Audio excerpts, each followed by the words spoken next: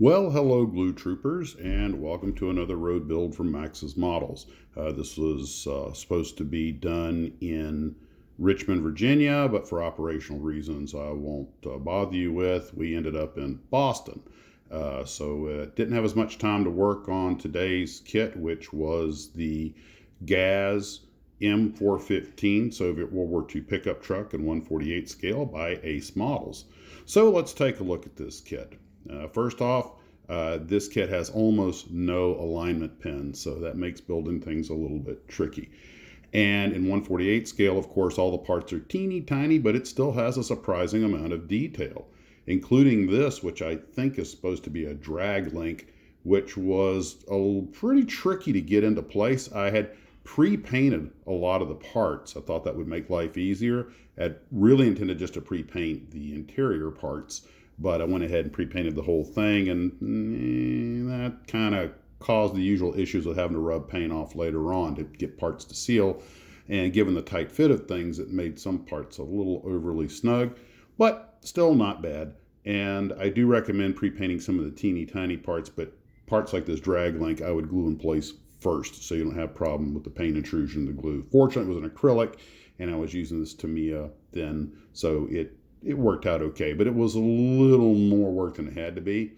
A fair amount of detail, 4-piece seats, including the side plates, and a couple of shifters, an instrument panel, and of course a steering wheel. The vehicle went together without any real argument, but you really have to trim the parts and sand them down flush because there's just no tolerance. There was a little bit of flash on some parts, and it has to be ground off. And some of the places, like the handrails on the bed of the truck, they have those sprue gates right there where they're going to show. And filing a piece like that, as thin as it is really, really a delicate proposition. So be careful. Now, there is some photo etch in this kit, and I didn't expect that. And I don't have any CA glue with me, so I'll get that when I get home. There are a couple of decals.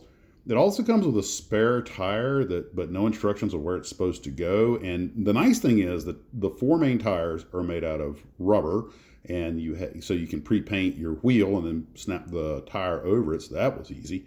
But be careful, because the wheels, being 1/48 scale, have ridiculously small mounting points and very fragile. I knocked 2 of them off while handling the model. Fortunately, they didn't break, so I was able to glue them back on.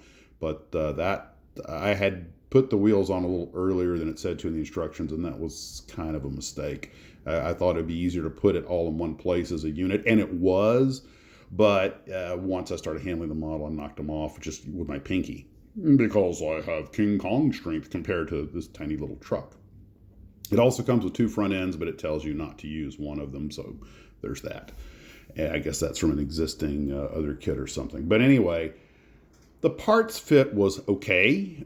Since, again, there's not alignment pins. There are some alignment rails in a few places, like under the hood, but I had to grind off the alignment rails on the bed of the truck to get it to fit. Now, the instructions have you pre-building the bed and dropping it in, and it just didn't fit. So I took it apart and ground everything down that I could, and then I actually built it in the truck. Put on one side, then the floor, then the other side, then the back, then the front, and that worked out a little bit better. But if you were to pre-build it with a really strong glue and get everything sanded down, I'm sure it would drop in place. The cab, on the other hand, the front end did drop in place without any argument.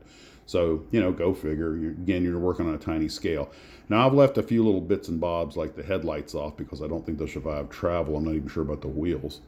But overall, the kit's it's a pretty good kit, but it's not a beginner's kit. There's, for example, you have the glass.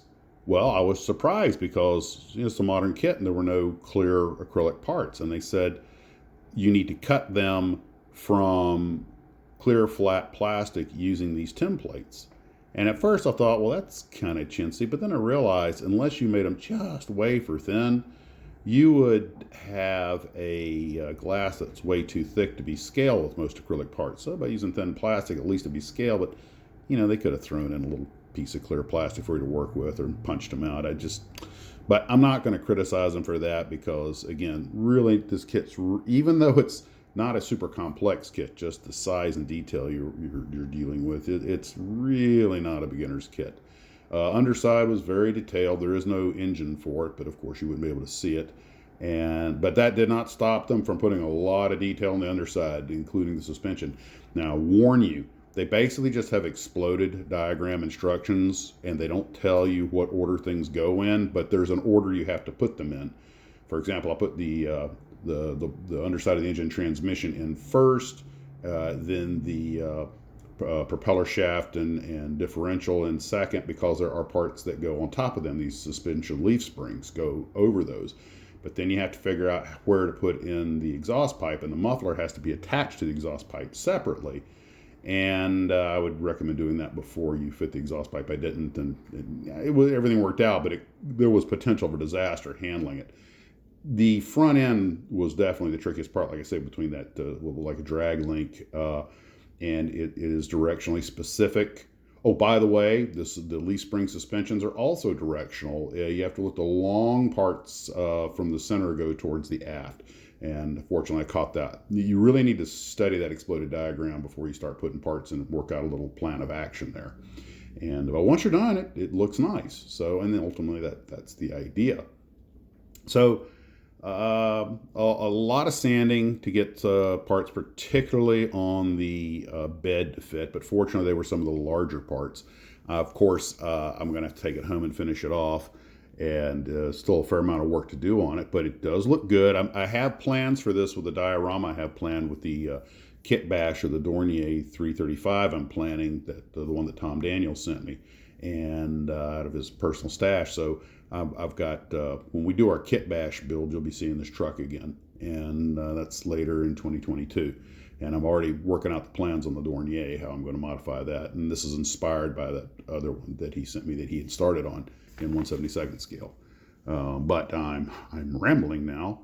A lot of little details on the truck, and the instructions are pretty basic. Like I say, just exploded diagram. You got to stop and figure a few things out. It does not tell you where to put the spare tire, but it does come with what looks like a mount on it, which I'm not seeing in the instructions anywhere. But that's all good. You know, it's a truck. We can figure it out. And I've just got the top tack glued on here so I can get to the inside. One part that didn't make any sense was this handbrake, which seems to be terribly oversized, but that's the part number, so you can always file it down. Well, guys, that's what we have for the little Ace 148 scale GAZ M-415.